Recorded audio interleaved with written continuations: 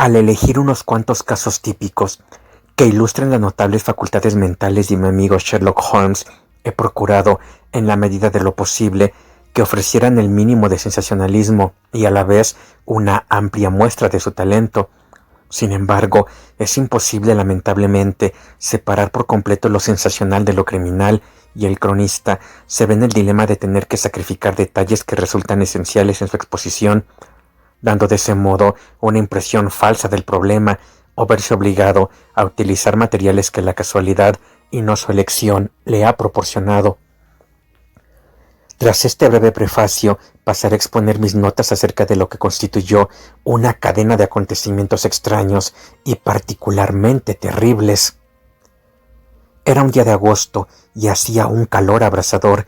Baker Street parecía un horno y el relumbre de la luz del sol, al incidir sobre los ladrillos amarillos de la casa del otro lado de la calle, lastimaba la vista. Costaba trabajo creer que aquellos fuesen los mismos muros que se erguían tan lóbregos por entre las nieblas del invierno.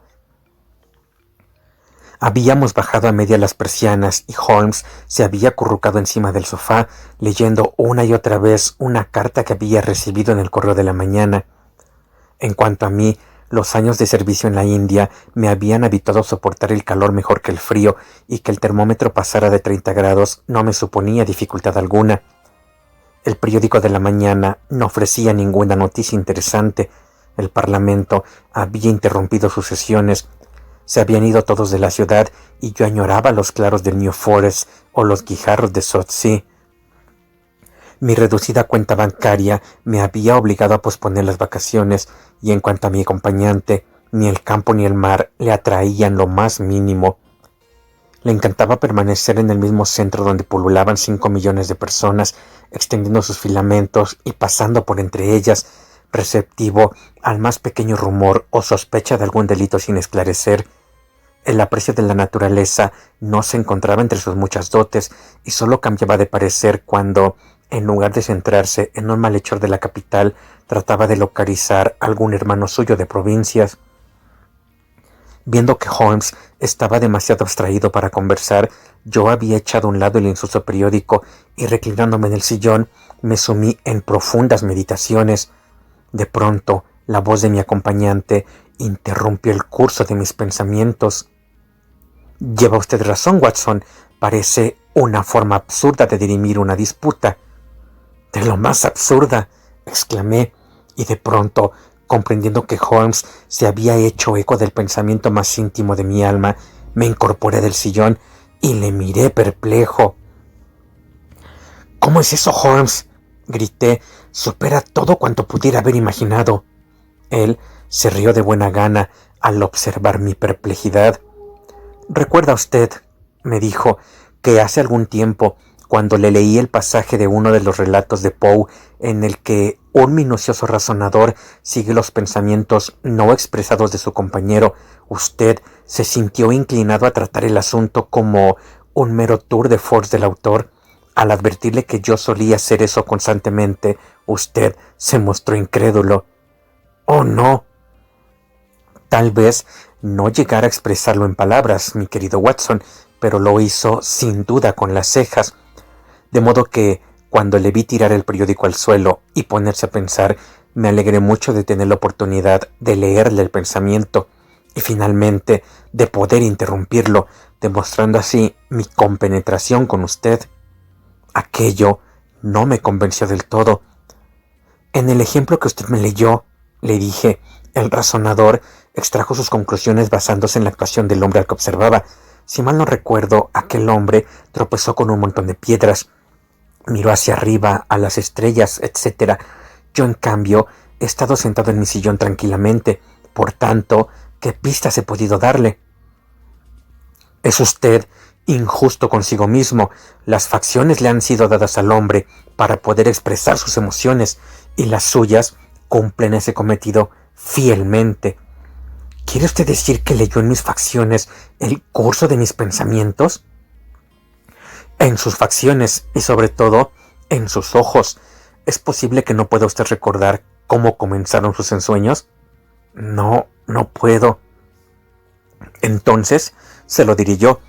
Después de tirar al suelo el periódico, acto que atrajo mi atención hacia usted, estuvo sentado durante medio minuto con expresión ausente.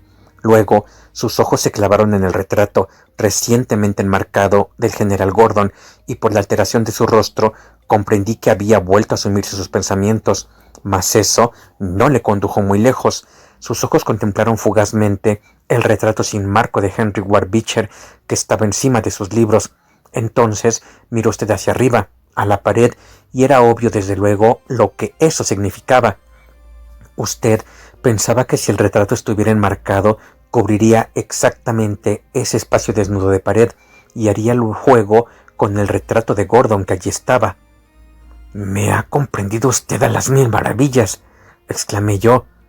Hasta ahí era poco probable que me perdiera, pero ahora sus pensamientos volvieron a Beecher y usted le miró con severidad, como si estudiara el semblante del personaje. Entonces dejó usted entornar los ojos, aunque sin dejar de mirar, y su rostro se quedó pensativo. Estaba usted recordando los incidentes que jalonaron la carrera de Beecher. Me daba perfecta cuenta de que usted no podía hacer eso sin pensar en la misión que emprendió durante la Guerra Civil en favor del norte, pues recuerdo que expresó su ferviente indignación por la manera en que fue recibido por los más turbulentos compatriotas nuestros. Lo sintió usted tanto que yo sabía que le sería imposible pensar en Beecher sin acordarse también de eso. Cuando poco después vi que sus ojos se apartaron del retrato, sospeché que ahora volvía usted a pensar en la Guerra Civil, y cuando observé que apretaba usted los labios, que sus ojos echaban chispas y que apretaba los puños, tuve la seguridad de que, en efecto, estaba usted pensando en el heroísmo demostrado por ambos bandos en aquella batalla sin cuartel. Pero entonces, de nuevo su rostro se puso más triste y dio usted muestras de desaprobación. Hizo usted hincapié en la tristeza, el horror y la inútil pérdida de vidas humanas.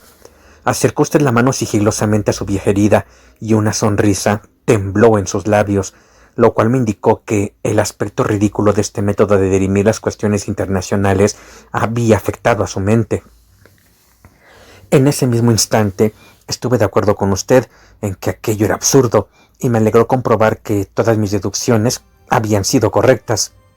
«Sin lugar a dudas», dije yo, «y ahora que me lo ha explicado usted, confieso seguir tan asombrado como antes». «Fue un trabajo muy superficial, mi querido Watson, se lo aseguro. No me habría inmiscuido si usted no hubiese mostrado cierta incredulidad el otro día. Pero tengo ahora entre manos un pequeño problema que puede resultar más difícil de resolver que este insignificante intento mío de leer el pensamiento. ¿No ha visto usted en el periódico un breve suelto que alude al extraordinario contenido de un paquete enviado por correo a la señorita Cushing de Cross Street en Croydon? No vi nada. Ah, entonces se le debe haber pasado por alto. Tíremelo. Aquí está, debajo de la columna financiera. ¿Tendría la amabilidad de leerlo en voz alta? Recogí el periódico que me había vuelto a lanzar y leí el suelto indicado. Se titulaba «Un paquete macabro». La señorita Susan Cushing, que vive en Cross Street, Croydon, ha sido víctima de lo que debe ser considerado como una broma particularmente repugnante, a no ser que se le atribuya al incidente un significado más siniestro. Ayer, a las 2 en punto de la tarde, el cartero le entregó un paquetito envuelto en papel de estraza. Dentro había una caja de cartón llena de sal gruesa. Al vaciarla, la señorita Cushing encontró horrorizada 2 orejas humanas recién cortadas aparentemente. La caja había sido enviada desde Belfast la mañana anterior a través del servicio de paquetes postales. No hay ninguna indicación acerca del remitente, y el asunto resulta más misterioso todavía, ya que la señorita Cushing, que es soltera y tiene 50 años, ha llevado una vida de lo más retirada y tiene tan pocas amistades o corresponsales que es un raro acontecimiento para ella el recibir algo por correo. Hace unos años, sin embargo, cuando residía en Penge, alquiló unas habitaciones de su casa a 3 jóvenes estudiantes de medicina, de los cuales se vio obligada a deshacerse a causa de sus hábitos ruidosos y conducta irregular. La policía es de la opinión de que este ultraje a la señorita Cushing puede haber sido perpetrado por estos jóvenes que le guardan rencor y esperan asustarla enviándole estos restos mortales procedentes de las salas de disección. Prestaba cierta verosimilitud a esta teoría el hecho de que uno de estos estudiantes procedía de Irlanda del Norte y, según tenía entendido la señorita Cushing, del propio Belfast. Mientras tanto, se está investigando el asunto diligentemente y se ha encargado el caso al señor Lestrade, uno de los más perspicaces detectives de la policía. «Dejemos ya este asunto del Daily Chronicle», dijo Holmes cuando yo acabé de leer. «Hablemos ahora de nuestro amigo Lestrade. Esta mañana recibí una nota suya que dice: creo que este caso encaja muy bien en su especialidad. Tenemos muchas esperanzas de aclarar el asunto, pero topamos con la pequeña dificultad de no tener nada en que basarnos. Hemos telegrafiado, por supuesto, a la oficina de correos de Belfast, pero aquel día fueron entregados una gran cantidad de paquetes y no hubo manera de identificar a este en particular o de acordarse del remitente. La caja de las de media libra de tabaco negro tampoco nos facilita la identificación. La hipótesis del estudiante de medicina sigue pareciéndome la más plausible, pero si usted dispusiera de unas cuantas horas libres, me alegraría mucho verlo por aquí. Estaré en casa todo el día, o en la comisaría de policía. ¿Qué le parece, Watson? ¿Puede usted sobreponerse al calor y venirse conmigo a Croydon ante la remota posibilidad de un nuevo caso para sus anales? Estaba impaciente por hacerlo. Bueno, entonces llame a nuestros botones y dígale que pida un coche. Volveré enseguida, cuando me haya quitado el batín y llenado mi petaca. Mientras íbamos en el tren, cayó un aguacero y por tanto en Croydon el calor era mucho menos sofocante que en la ciudad. Holmes había enviado un telegrama, de modo que Lestrade, tan enjuto, tan atildado y tan husmeador como siempre, nos esperaba en la estación. Un paseo de 5 minutos nos condujo hasta Cross Street, donde residía la señorita Cushing. Era una calle muy larga, con casas de ladrillo de 2 pisos, limpias y bien cuidadas, con sus peldaños de piedra blanqueada, y en las puertas pequeños grupos de mujeres con delantal cotilleando. A medio camino, Lestrade se detuvo y llamó a una de las puertas, que abrió una joven criada. La señorita Cushing estaba sentada en el salón, al que nos hizo pasar. Era una mujer de rostro apacible, ojos grandes y dulces, y pelo entrecano que se curvaba sobre ambas sienes. Un recargado antimacassar yacía sobre su regazo, y junto a ella, encima de un taburete, había una cesta de sedas de colores. «Esas cosas horribles están en la dependencia anexa», dijo ella, cuando entró Lestrade. «Me gustaría que se las llevara». «Eso haré, señorita Cushing. Las guardé ahí hasta que mi amigo, el señor Holmes, las hubiera visto en su presencia». «¿Por qué en mi presencia, señor?» «Por si deseaba hacerle a usted alguna pregunta».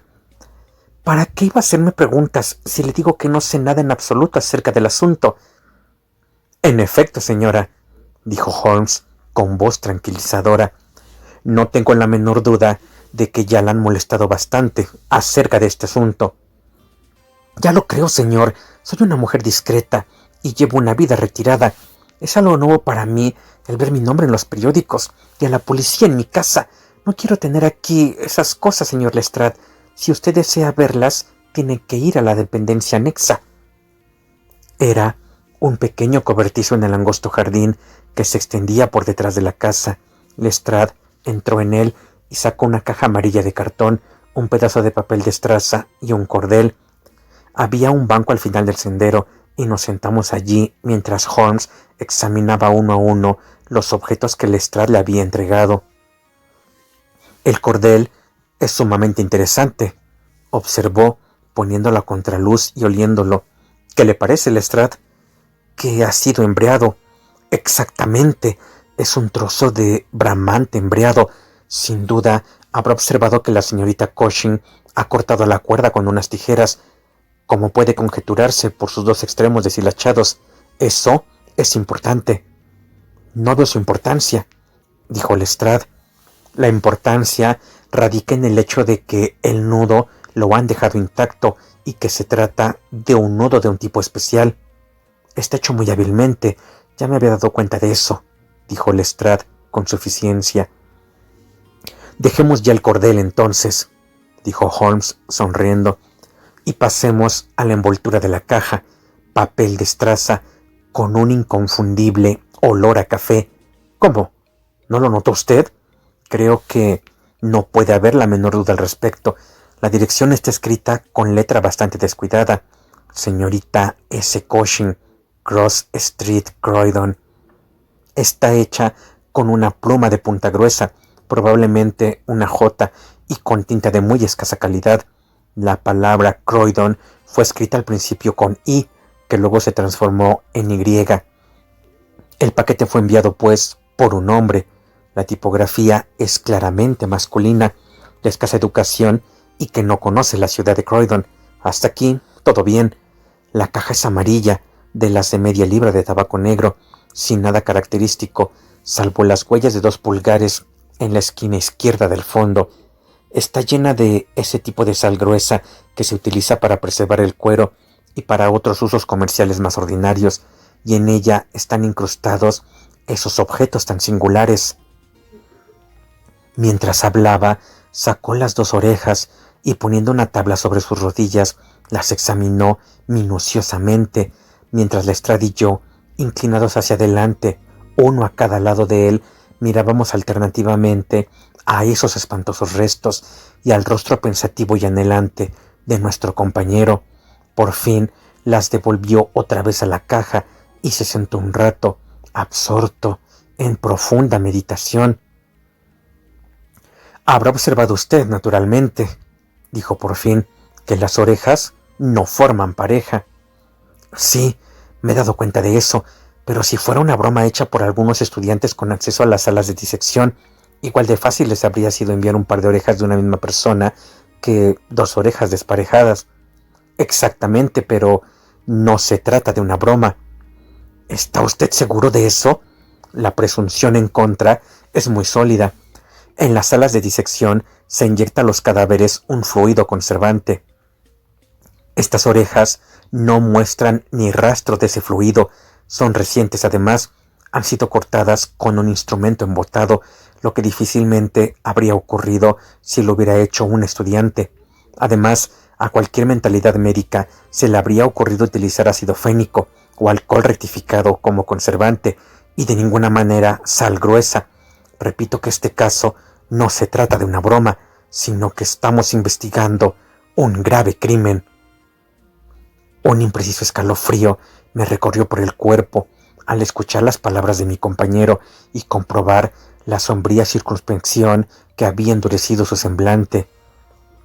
Este brutal preliminar parecía anunciar la proximidad de algún extraño e inexplicable horror. Lestrade, sin embargo, dio muestras de desaprobación, como si no estuviera convencido del todo. «Sin duda, se puede poner reparos a la hipótesis de la broma», dijo, «pero existen razones todavía más fuertes en contra de la otra teoría. Sabemos que esta mujer ha llevado una vida discreta y respetable en Penge y aquí durante los últimos 20 años. Apenas ha estado ausente de su casa un solo día en todo ese tiempo. ¿Por qué demonios, por tanto, iba a enviarle a ningún criminal las pruebas de su delito, sobre todo si, como parece, a menos que sea una consumada actriz, sabe tan poco como nosotros del asunto?»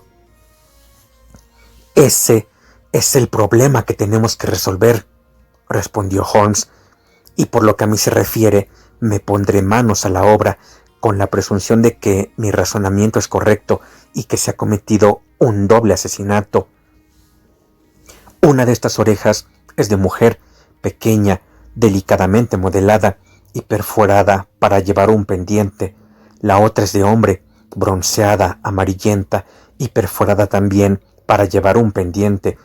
Supongo que estas 2 personas han muerto, pues en caso contrario, ya hace tiempo que nos habríamos enterado de lo que le sucedió. Hoy es viernes, el paquete fue echado al correo el jueves por la mañana. La tragedia ocurrió, por lo tanto, el martes o el miércoles, o incluso antes. Si las 2 personas fueron asesinadas, ¿quién sino su asesino pudo enviar esa muestra de su delito a la señorita Cushing? Podemos suponer que el remitente del paquete es el hombre que buscamos, pero debió de tener algún motivo poderoso para enviar ese paquete a la señorita Cushing. ¿Cuál fue, pues, ese motivo? Debe de haber sido para comunicarle que se había cometido dicho delito, o tal vez para hacerla sufrir. Mas en este caso, ella debía saber de quién se trataba. ¿Lo sabía realmente? Lo dudo. Si lo hubiera sabido, ¿por qué iba a llamar a la policía? Podría haber enterrado las orejas y nadie se hubiera enterado. Eso es lo que había hecho si hubiera querido proteger al criminal. Pero si no quería protegerlo, habría comunicado su nombre. He aquí un enredo que es preciso resolver. Se había expresado en voz alta, con suma rapidez, mirando al vacío por encima de la valla del jardín, pero inmediatamente se puso en pie de un enérgico salto y echó a andar en dirección a la casa. «Tengo que hacerle algunas preguntas a la señorita Cushing», dijo.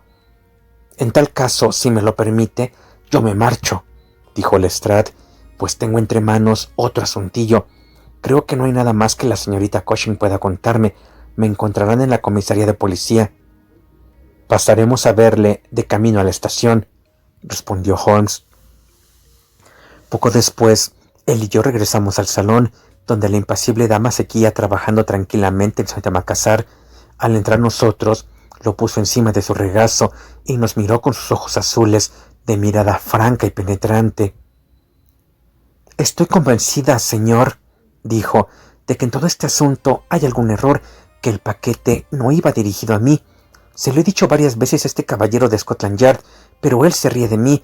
No tengo ningún enemigo en el mundo, que yo sepa, de modo que, ¿por qué iba a gastarme en nadie semejante broma?» «Empiezo a ser de la misma opinión, señorita Cushing», dijo Holmes, tomando asiento a su lado. «Creo que es más que probable». Hizo una pausa, y al mirar a mi alrededor, me sorprendió ver que tenía los ojos clavados con singular atención en el perfil de la dama. Por un instante pudo leerse en su rostro anhelante sorpresa y satisfacción al mismo tiempo, aunque cuando ella miró en torno para averiguar el motivo de su silencio, Holmes estaba de nuevo tan serio como siempre. Yo miré fijamente sus lisos cabellos entrecanos, su elegante tocado, sus pequeños pendientes de oro, sus plácidas facciones, pero no pude ver nada que justificara la evidente agitación de mi compañero. «Quedan una o dos preguntas».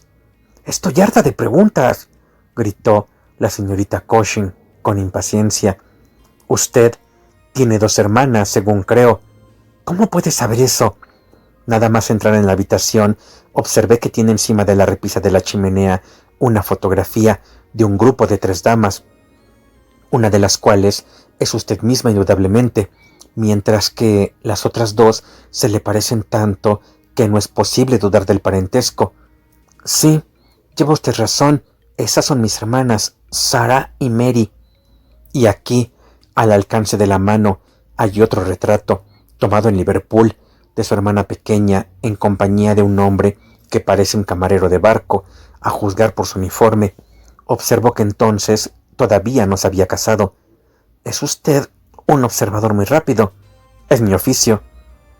«Bueno, una vez más lleva usted razón, pero se casó con el señor Browner unos días después. Cuando fue tomada la fotografía, él trabajaba en la compañía Sudamérica, pero quería tanto a mi hermana que no pudo soportar el tener que abandonarla por tanto tiempo y se enroló en la línea que cubría Londres y Liverpool». «¿Tal vez en el Conqueror?» «No, en el Mayday, según mis últimas noticias. Jim vino a verme una vez, eso fue antes de romper las relaciones, pero después, siempre que desembarcaba, se daba la bebida, y bastaba que bebiese un poco para volverse loco de atar. Ya se agotó día aquel en que volvió a tomar una copa. En primer lugar, se olvidó de mí, luego se peleó con Sarah, y ahora que Mary ha dejado de escribirnos, no sabemos cómo le van las cosas». Era evidente que la señorita Cushing había tocado un tema que le afectaba profundamente. Como la mayoría de la gente que lleva una vida solitaria, al principio se mostraba tímida, pero con el tiempo llegaba a ser extremadamente comunicativa. Nos contó muchos detalles de su cuñado, el camarero de barco, y luego, desviándose hacia el tema de sus antiguos huéspedes, los estudiantes de medicina, nos hizo un extenso relato de sus fechorías y nos dio sus nombres y apellidos, así como los hospitales en donde trabajaban. Holmes escuchó con atención, terciándola de vez en cuando con alguna pregunta. Con respecto a su segunda hermana, Sarah, dijo él, me sorprende que, siendo las dos solteras, no vivan juntas. Ay, si usted conociera el mal genio de Sarah, dejaría de sorprenderse. Lo intenté cuando vine a Croydon y vivimos juntas hasta hace 2 meses, en que tuvimos que separarnos. No quiero decir nada en contra de mi propia hermana, pero lo cierto es que Sarah siempre ha sido una entrometida y muy difícil de complacer. ¿Dice usted que ella se peleó con sus parientes de Liverpool? Sí, aunque hubo un tiempo en que fueron los mejores amigos, con decirle que se fue a vivir allí para estar cerca de ellos.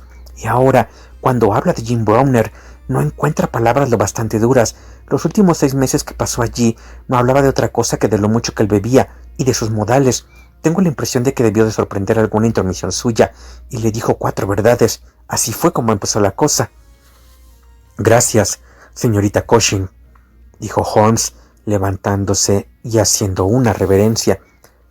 Creo que me dijo usted que su hermana Sarah vive en New Street, Wellington, ¿no es cierto? Adiós, y siento mucho que la hayan molestado por un caso con el que, como usted dice, no tiene absolutamente nada que ver. Cuando salíamos, pasó un coche y Holmes lo llamó.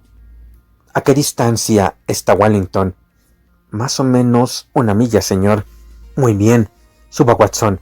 A hierro caliente. Batir de repente. Aunque el caso es sencillo, hay 1 o 2 detalles muy instructivos relacionados con él. Cochero, deténgase cuando pase por delante de una oficina de telégrafos. Holmes envió un telegrama breve y durante el resto del trayecto se recostó en el asiento, con el sombrero inclinado sobre la nariz para impedir que el sol le diera en el rostro. Nuestro cochero se detuvo delante de una casa que no se diferenciaba apenas de la que acabábamos de abandonar. Mi compañero le ordenó que esperase y ya tenía el llamador en la mano cuando se abrió la puerta y un caballero joven y serio, vestido de negro y con un sombrero muy lustroso, apareció en el umbral. ¿Está en casa la señorita Cushing?, preguntó Holmes. La señorita Sarah Cushing está gravemente enferma, dijo el joven. Desde ayer padece síntomas muy graves de meningitis. Como médico suyo, no puedo asumir de ninguna manera la responsabilidad de permitir que nadie la visite. Yo le recomendaría que volviera dentro de 10 días. Se puso los guantes, cerró la puerta y se fue calle abajo. Bueno, lo que no se puede, no se puede, dijo Holmes jovialmente. Es posible que no pudiera ni quisiera decirle mucho. Yo no quería que me dijera nada, solo deseaba verla. Sin embargo, creo tener todo lo que quiero. Cochero, llévenos a algún hotel decente, donde podamos almorzar algo. Después nos dejaremos caer por la comisaría de policía para ver a nuestro amigo Lestrade. Tomamos una agradable comida juntos, durante la cual Holmes no habló más que de violines, refiriéndome con gran júbilo cómo había comprado su propio Stradivarius, que valía por lo menos 500 guineas, a un chamarilero judío de Tottenham Court Road por 55 chelines. Eso le llevó a Paganini, y durante 1 hora estuvimos delante de una botella de claret mientras él me contaba anécdotas y más anécdotas de aquel hombre extraordinario. Cuando llegamos a la comisaría, la tarde estaba ya muy avanzada y la deslumbradora y cálida luz se había atenuado hasta convertirse en un suave resplandor. Lestrade nos esperaba en la puerta. «Hay un telegrama para usted, señor Holmes», dijo. «Ajá, ahí está la respuesta». Abrió el telegrama, le echó un vistazo y estrujándolo, se lo metió en el bolsillo. «Todo va bien», dijo. «¿Ha descubierto usted algo?» «Lo he descubierto todo». «¿Cómo?» Lestrade le miró asombrado. «¿Está usted bromeando?» «Jamás hablé más en serio en toda mi vida. Se ha cometido un crimen espantoso y creo haber puesto ya al descubierto todos sus pormenores». «¿Y el criminal?» Holmes garabateó unas cuantas palabras en el reverso de una de sus tarjetas de visita y se la arrojó a Lestrade. «Ahí tiene su nombre», dijo. «No podrá restarlo hasta mañana por la noche, como muy pronto. Preferiría que no mencionara usted mi nombre en relación con el caso, ya que deseo que no me asocien más que con aquellos crímenes cuya solución presenta alguna dificultad. Vamos, Watson». Se fueron a grandes zancadas hacia la estación, dejando a Lestrade mirando todavía con cara satisfecha la tarjeta que Holmes le había arrojado. «Este es un caso», dijo Sherlock Holmes esa noche, mientras charlábamos y nos fumábamos sendos cigarros en nuestras habitaciones de Baker Street, «en el que, como en las investigaciones que usted ha descrito bajo los títulos Un estudio en escarlata y El signo de los cuatro, nos hemos visto obligados a razonar al revés de los efectos a las causas. Le he escrito a Lestrade pidiéndole que nos proporcione los detalles que aún nos faltan, los cuales solo conseguirá cuando haya puesto a buen recaudo a su hombre. Sin temor a equivocarse, se puede confiar en él, pues, aún careciendo por completo de raciocinio, en cuanto comprende qué es lo que tiene que hacer, es tan tenaz como un bulldog, y esta tenacidad es realmente lo que le ha hecho ascender dentro de Scotland Yard. «¿Entonces el caso no está concluido todavía?», pregunté. «En sus puntos fundamentales lo está realmente. Sabemos quién es el autor del repugnante asunto, aunque una de las víctimas se nos escape todavía. Claro que usted también habrá sacado sus propias conclusiones». «Supongo que el hombre del que usted sospecha es Jim Browner, camarero de uno de los barcos de Liverpool». «Oh, es más que una sospecha. Pues yo no aprecio nada salvo vagos indicios. Para mí, por el contrario, no puede estar más claro. Repasemos los principales pasos dados hasta ahora. Abordamos el caso, como usted recordará, con la mente completamente en blanco, lo cual es siempre una ventaja. No habíamos concebido teoría alguna, nos habíamos limitado a observar y a sacar conclusiones a partir de nuestras observaciones. ¿Qué fue lo primero que vimos? Una respetable y apacible dama que parecía ajena a cualquier secreto, y un retrato que me reveló que ella tenía 2 hermanas más jóvenes. Al instante se me ocurrió la idea de que la caja podía estar destinada a una de ellas. Deseché la idea hasta poder refutarla o confirmarla sin prisas. Luego fuimos al jardín, como usted recordará, y vimos el extraño contenido de la cajita amarilla. La cuerda era de esas que utilizan los veleros a bordo de los barcos, y enseguida todo el asunto me olió a cosa de mar. Cuando observé que el nudo era de un tipo muy frecuente entre los marineros, que el paquete había sido enviado desde un puerto y que la oreja del varón estaba perforada para llevar un pendiente, lo cual es mucho más corriente entre gente de mar que de tierra firme, tuve la certeza de que íbamos a encontrar a todos los actores de esa tragedia entre la marinería. Cuando me puse a examinar la dirección del paquete, observé que iba dirigido a la señorita S. Cushing. Ahora bien, la hermana mayor se llama también, por supuesto, señorita Cushing, y, aunque su inicial era asimismo una S, lo mismo podía pertenecer a cualquiera de las otras. En tal caso, deberíamos haber comenzado nuestra investigación partiendo de una base completamente nueva. Por consiguiente, entré en la casa con la intención de aclarar este punto.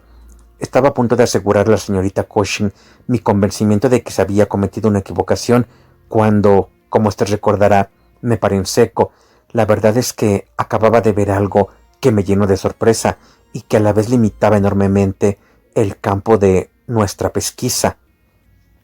«Watson, usted es consciente, como médico, de que no hay parte del cuerpo humano que varíe tanto de un individuo a otro como la oreja.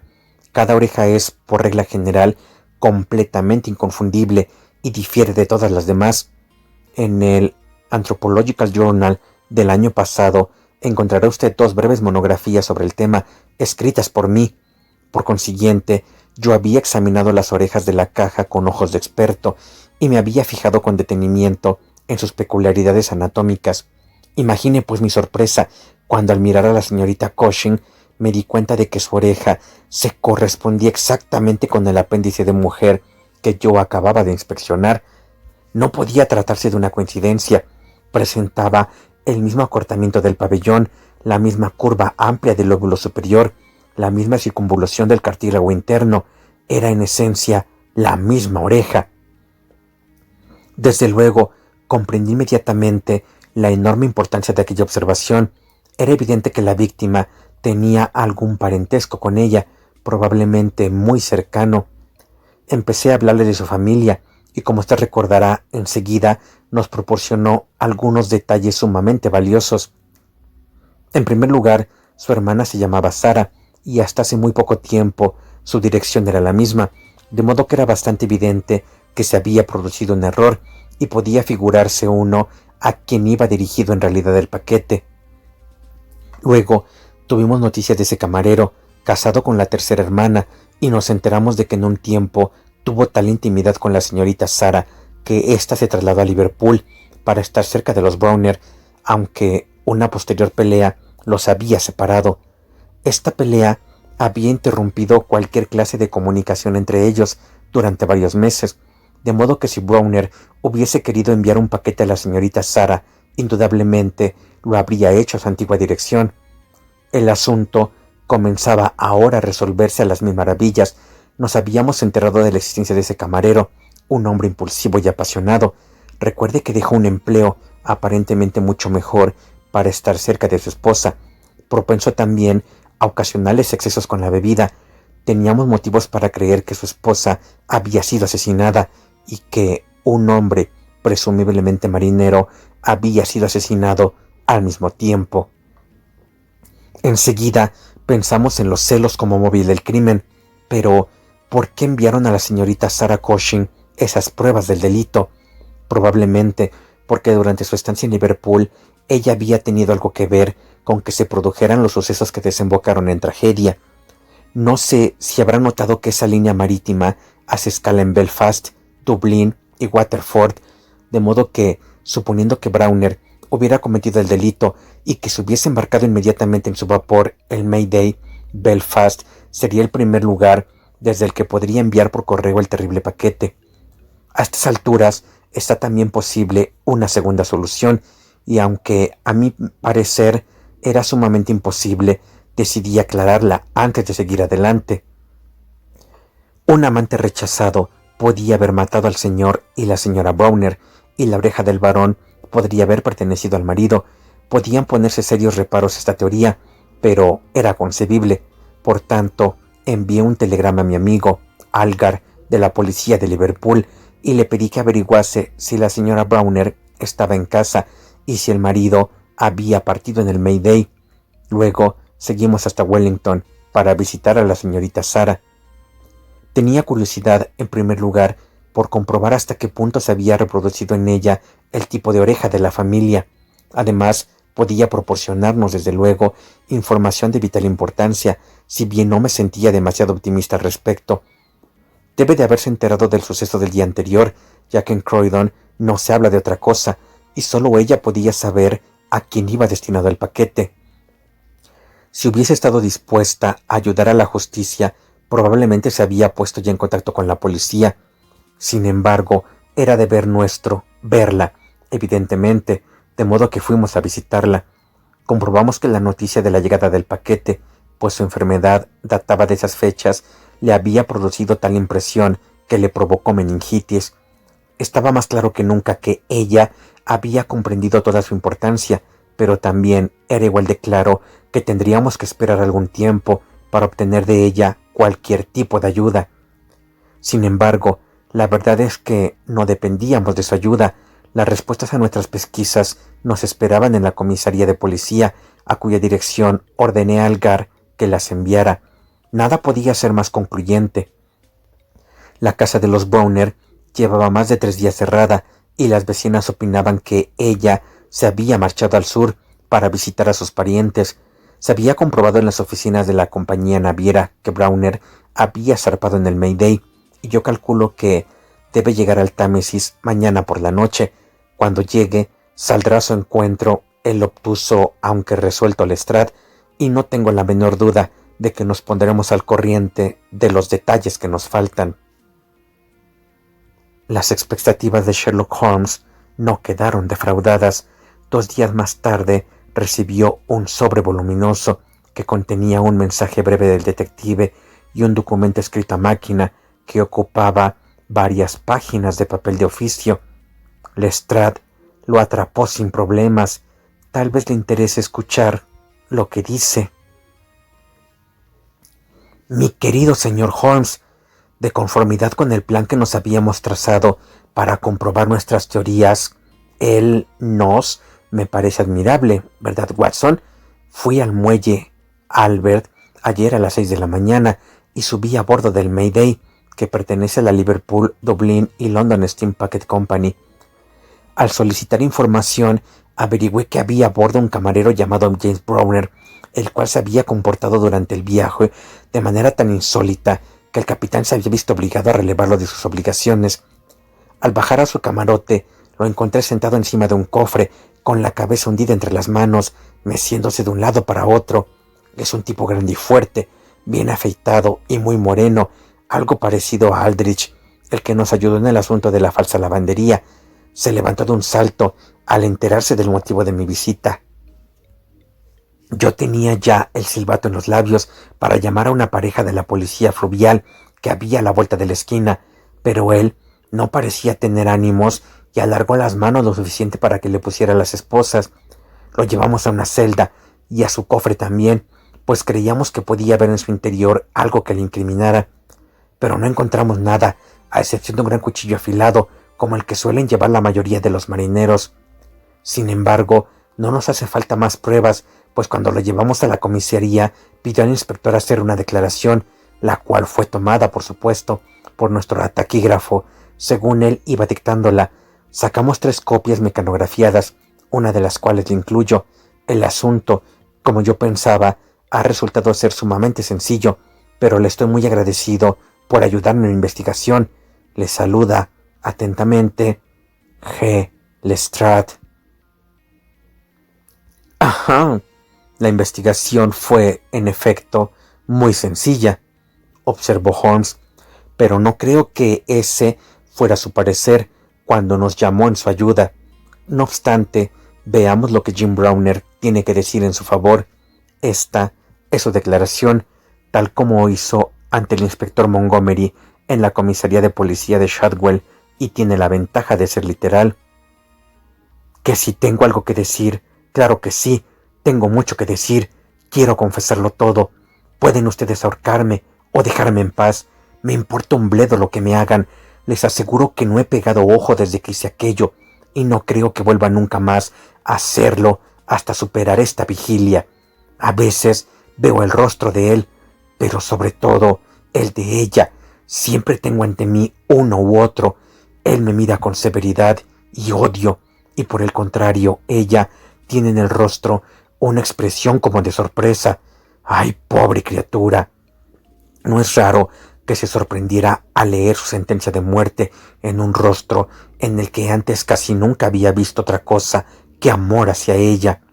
Pero la culpa fue de Sarah, y ojalá la maldición de un hombre destrozado arruine su vida y haga que se le pudra la sangre en las venas. No es que quiera justificarme, sé que volví a entregarme la bebida, pues soy una bestia, pero ella me habría perdonado, se habría mantenido unida a mí tan íntimamente como el cabo del motón, si esa mujer no hubiera puesto los pies en nuestra casa. Pues Sarah Cushing me amaba. Ese es el origen de todo el asunto. Me amó hasta que todo ese amor se transformó en un odio pernicioso cuando se enteró de que yo daba más importancia a la huella de mi esposa en el barro que a su propio cuerpo y alma. En total, eran 3 hermanas. La mayor era una buena mujer, francamente, la segunda un demonio y la tercera un ángel. Sarah tenía 33 años y Mary 29 cuando me casé con ella. Cuando nos fuimos a vivir juntos, éramos felices a todas horas del día, y en todo Liverpool no había mejor mujer que mi Mary. Por consiguiente, invitamos a Sarah a pasar una semana con nosotros. y la semana se convirtió en un mes y una cosa llevó a la otra hasta que ella fue una más entre nosotros. En aquella época yo llevaba la cinta azul de la Liga de los Abstemios, ahorrábamos algo de dinero y todo resplandecía como un dólar nuevo. ¡Por Dios santo! ¿Quién demonios habría pensado que todo iba a terminar así? ¿Quién demonios lo hubiera imaginado? Con frecuencia solía volver a casa los fines de semana y a veces, si el barco se retrasaba a causa del cargamento, pasaba allí toda una semana. De esta manera tuve ocasión de tratar bastante a mi cuñada Sara. Era una mujer admirable, alta, morena, aguda y violenta, altanera y con un brillo en los ojos como chispa de pedernal. Pero, en presencia de la pequeña Mary, nunca pensaba en Sara, y eso lo juro, al igual que espero que Dios se apiade de mí. A veces me parecía que ella deseaba quedarse a solas conmigo o engatusarme para que diera un paseo con ella, aunque yo nunca pensara realmente en eso. Pero una noche se me abrieron los ojos. Había vuelto del barco y me encontré con que mi esposa había salido y en casa solo estaba Sara. ¿Dónde está Mary?, le pregunté. Ha ido a pagar unas cuentas. Yo iba y venía por la habitación impaciente. Jim, ¿es que no puedes ser feliz sin Mary ni siquiera 5 minutos? Me dijo ella. No es ningún halago para mí que no te contentes con mi compañía por tan poco tiempo. Llevas razón, muchacha, le dije yo, tendiéndole la mano de manera afectuosa. Inmediatamente ella la cogió entre las suyas, que ardían como si tuviese fiebre. La miré a los ojos y lo leí todo en ellos. No le hacía falta hablar, ni a mí tampoco. Fruncí el ceño y retiré la mano. Durante un rato ella permaneció junto a mí en silencio. Luego levantó la mano y me dio unas palmaditas en el hombro. «Cálmate, Jim», me dijo, y salió corriendo de la habitación con una especie de risa burlona. Pues bien, desde entonces Sara me odió con todo su corazón y toda su alma, y es mujer que sabe odiar. Fui un tonto, un redomado tonto, permitiendo que se quedara con nosotros, pero no le dije a Mary ni una palabra, pues sabía que eso la penaría. Las cosas siguieron igual, pero al cabo de un tiempo empecé a notar un ligero cambio en la propia Mary. Siempre había sido muy confiada e inocente, pero ahora se volvió rara y suspicaz, queriendo saber dónde había estado yo y qué había hecho, a quién escribía, qué llevaba en los bolsillos y otras mil insensatez por el estilo. Día a día se volvía más rara y más irritable y tuvimos incesantes riñas por nada. Todo aquello me tenía bastante desconcertado. Sara me evitaba, aunque ella y Mary eran inseparables. Ahora me doy cuenta de que estaba intrigando, tramando y envenenando la mente de mi esposa en contra de mí, pero yo estaba tan ciego entonces que no podía entenderlo. Entonces rompí mi cinta azul y empecé a beber de nuevo, pero creo que no habría actuado así si Mary hubiese sido la misma de siempre. Ahora tenía algún motivo para estar disgustada conmigo y la brecha entre nosotros empezó a ensancharse cada vez más. Fue entonces cuando se inmiscuyó ese tal Alec Fairburn y las cosas se volvieron mucho más aciagas.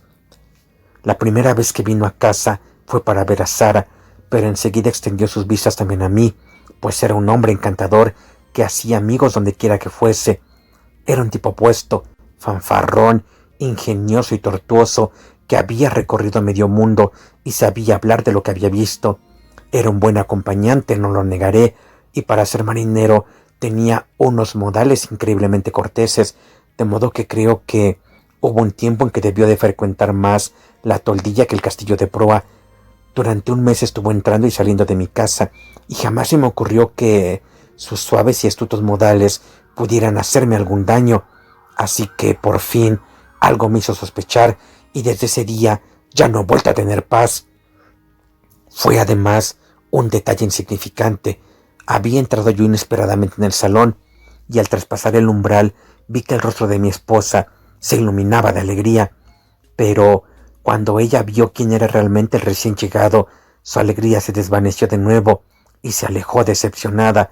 Aquello me bastó. Solo había otra persona con la que podía haber confundido mis pasos: Alec Fairburn. Si lo hubiera visto entonces, lo habría matado, pues siempre me vuelvo como loco cuando monto en cólera. Mary vio en mis ojos un brillo demoníaco y vino corriendo hacia mí, sujetándome el brazo con sus manos. «¡No lo hagas, Jim! ¡No!», me dijo. «¿Dónde está Sarah?», le pregunté yo. «En la cocina», me respondió ella. «Sarah», le dije al entrar, «no quiero que ese individuo Fairbairn vuelva a poner nunca más los pies en mi casa». «¿Por qué no?», me preguntó ella. «Porque yo lo ordeno». «Caramba», dijo ella, «si mis amigos no son lo bastante buenos para esta casa, entonces yo tampoco lo soy». «Puedes hacer lo que te plazca», le dije yo, «pero si Fairbairn vuelve a dejarse ver por aquí, te mandaré una de sus orejas como recuerdo». La expresión de mi rostro la asustó, creo, pues no contestó nada, y esa misma noche se marchó de mi casa. Bueno, ahora no sé si aquello fue pura maldad por parte de esa mujer, o si ella creía poder enemistarme con mi esposa, incitándola a portarse mal. En cualquier caso, Sarah alquiló una casa a 2 calles de distancia de la nuestra y se dedicó a arrendar habitaciones para marineros. Fairbairn solía alojarse allí y Mary solía ir a tomar el té con su hermana y con él. Ignoro con qué frecuencia, pero un día la seguí y al irrumpir en la casa, Fairbairn huyó, saltando por encima de la tapia del jardín trasero, como el cobarde canalla que era. Le juré a mi esposa que la mataría si la encontraba de nuevo en compañía de aquel hombre, y me la volví a llevar a casa, sollozando y temblando, y tan blanca como una hoja de papel. Nunca más hubo entre nosotros el menor vestigio de amor. Me di cuenta de que ella me odiaba y me temía, y cuando ese pensamiento me empujaba a beber, también me despreciaba. Sarah comprobó que no podía ganarse la vida en Liverpool, así que volvió, según tengo entendido, a vivir con su hermana en Croydon, y en mi casa las cosas continuaron más o menos como siempre, y así hasta la semana pasada, con todas sus amarguras y perdición. Todo ocurrió de la manera siguiente. Habíamos embarcado en el Mayday para un viaje de ida y vuelta de 7 días de duración, pero un tonel se soltó y con ello aflojó una de las palancas del barco, de modo que tuvimos que volver a puerto por espacio de 12 horas. Abandoné el barco y fui a casa, pensando darle una sorpresa a mi esposa y con la esperanza de que tal vez le alegrase verme tan pronto. Pensaba en eso cuando me metí en mi propia calle, y en aquel momento pasó por delante de mí un coche en el que iba ella, sentada al lado de Fairbairn, ambos charlando y riendo, sin pensar en mí, que los observaba desde la acera. Les aseguro, puedo darles mi palabra, que desde ese mismo momento dejé ser dueño de mi destino, y al recordarlo, todo me parece un vago sueño. Últimamente había estado bebiendo mucho, y eso, unido al anterior, me volvió completamente loco. Ahora siento dentro de mi cabeza una especie de zumbido, como unos martillazos de estibador, pero aquella mañana me pareció tener en los oídos todo el estruendo y el borboteo de las cataratas del Niágara. Pues bien, puse pies en polvorosa y corrí detrás del coche. Llevaba en la mano un pesado bastón de roble, y les aseguro que desde el primer momento estaba hecho una furia, aunque según corría, también se despertó en mí la astucia, y me rezagué un poco para observarlo sin ser visto. Enseguida se detuvieron en una estación de ferrocarril. Había una multitud de gente alrededor del despacho de billetes, de modo que me acerqué bastante a ellos sin que me vieran. Sacaron billetes para New Brighton. Yo hice otro tanto, pero subí 3 vagones más atrás que ellos. Cuando llegamos, dieron una vuelta por el paseo y los seguí sin acercarme nunca a ellos más de 100 yardas. Por fin les vi alquilar un bote para dar un paseo, pues hacía mucho calor y pensaron sin duda que estarían más frescos en el agua. Eso fue como ponerse en mis manos. Había un poco de niebla y no se podía ver más allá de unos centenares de yardas. Alquilé un bote y salí tras ellos. Podía ver el contorno borroso de su embarcación, pero iban casi tan rápido como yo, y cuando les di alcance, estaban ya a más de 1 milla de la costa. La neblina era como un velo, y en su interior estaban nosotros 3. Dios mío, ¿cómo podré olvidar sus rostros cuando vieron quién iba en el bote que se les aproximaba? Ella se puso a dar voces.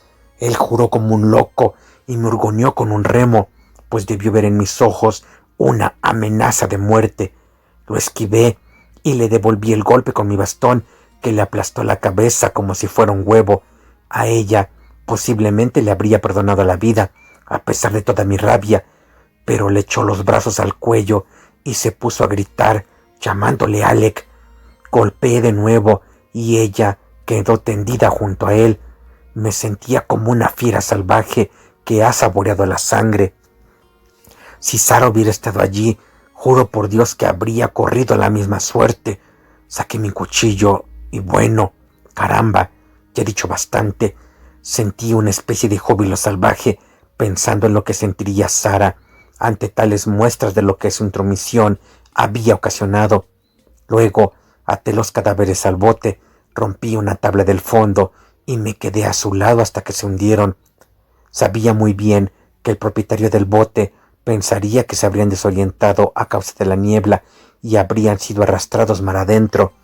Me aseé, regresé a tierra y me incorporé a mi barco sin que nadie sospechara lo que había pasado.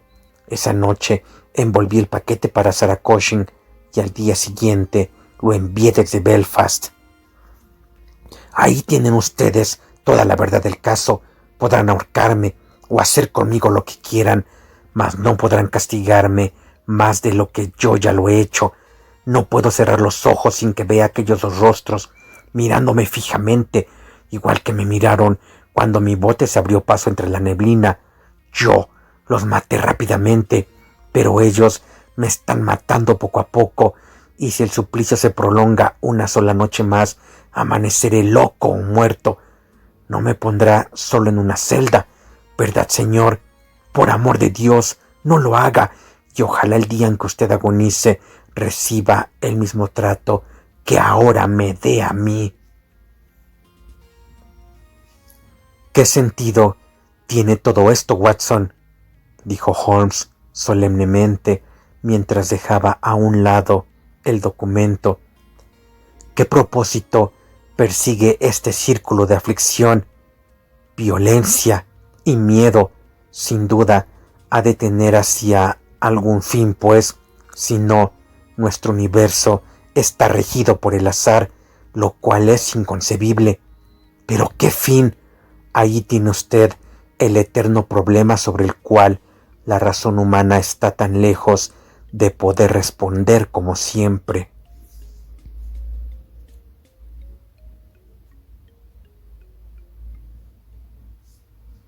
La caja de cartón.